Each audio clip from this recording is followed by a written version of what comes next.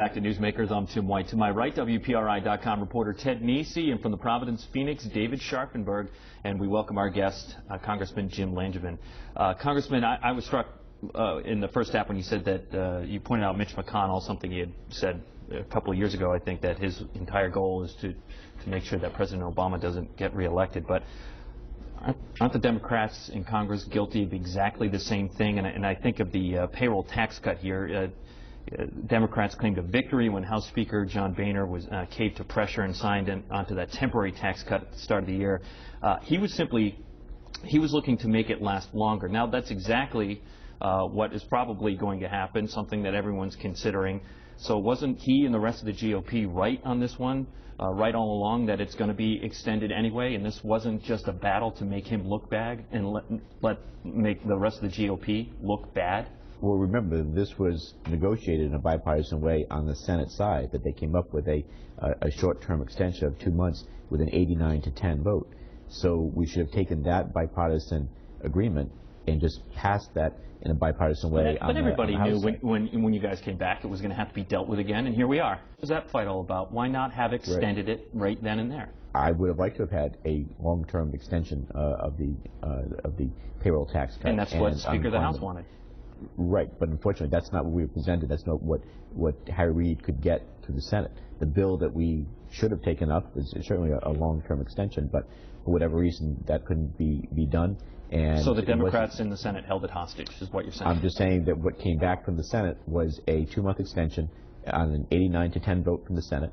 We should have just taken that up, passed that, get us through over the next couple of months, so that a longer-term extension could have been negotiated. But Speaker Boehner... Look, there's no doubt that both parties are guilty of too much partisanship. We've got to put that aside. We have to get back to the process of governing. Washington right now, I'm frustrated with a lot of times that it's broken. It's not working the way it should on behalf of the American people. And I don't know what it's going to take to force a paradigm shift to get us back to good public policy making.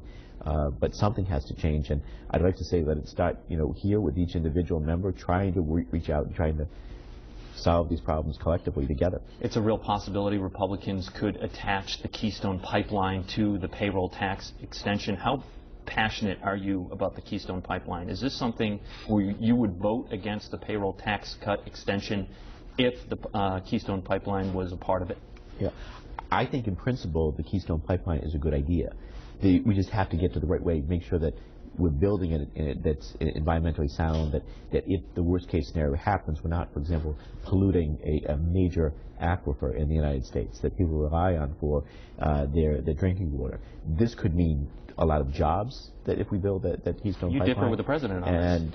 And no, I don't necessarily think that the President is necessarily opposed to the pipeline yet, but he wants to make sure that it's built in an environmentally sound way, not we just rush to just do it. It's a good idea. There's a right way and a wrong way to approach this, and what he wants to make sure is that we're building it in areas that are not environmentally sensitive and that we do it the right way. You mentioned good. And by the way, that would be a major step forward in freeing us of our dependence on foreign oil. For the short term, if we're getting much more of our oil from Canada, we don't have to send money overseas. We're keeping it in this area. And then, of course, the President talked about the domestic production of natural gas, that we have abundant supplies that could last us for the next 100 years. I think that's a great step forward. Also, though, we need to focus on green energy technology. That's the technology of the 21st century, and that means putting that money here, building that technology, and we're not sending, again, our money overseas to countries, quite frankly, that very often don't like us very much. You mentioned good public policy making. It was pretty clear the end of last year that's not how your office would describe the redistricting process here in Rhode Island. You and Congressman Cicilline had a very public brawl over the maps that came out. He said he had nothing to do with the changes made by the consultants that the state hired, which went far beyond the 7,000 that needed to be moved that the two of you requested in Providence. Do you believe that? Well, I was very clear and consistent about what I felt should be done in the redistricting process, that we only had to shift 7,200 people from my district into the 1st Congressional District. I think that's the way it should have been handled. But the commission made its recommendation. I was very clear and consistent about what I thought should be done. Common Cause felt the same way. They voiced their opinion in the Providence Journal. It was very clear about there should have been a minimal shift in voters.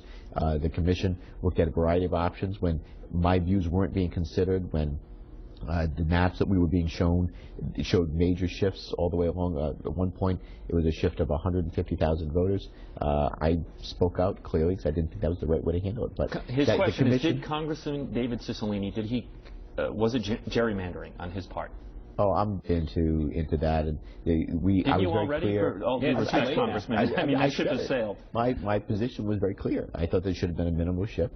The commission considered a variety of options and views, and they made their recommendations, and look, we've moved on. But take it from the other direction, as Dave wrote when he covered this as extensively as anyone, the best story about it, actually.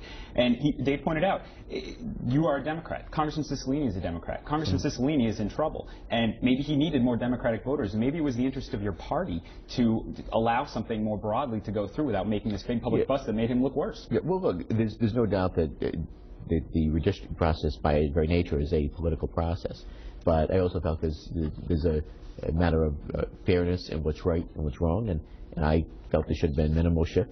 I made my position very clear. I spoke out and was not shy about saying that. And just to finish this, what do you think of the final maps? Well, it certainly has scaled back. It was dramatically from what some of the maps had proposed, when it was a major shift of up to 150,000 voters, but still, more than what I thought needed to be done. But again, the commission has made its recommendations. The legislature is on the verge of approving those maps, and look, we've moved on. Do you have any long-term concerns about the state of your district now, in terms of it being perhaps more friendly to a Republican? If you ever decide to retire, I think most people think you're pretty safe now, but would that seat be more amenable to a Republican? Well, first of all, I never take anyone or any voter for granted, and I've got to go out there, as I do in every election, and earn the vote and make the case of why I should be reelected, and that's what I plan to do. Whether it's going to be, easier down the road for a Republican to be elected to the seat, I can't speculate, but it's certainly the dynamics of the district, have changed somewhat. How long do you plan on being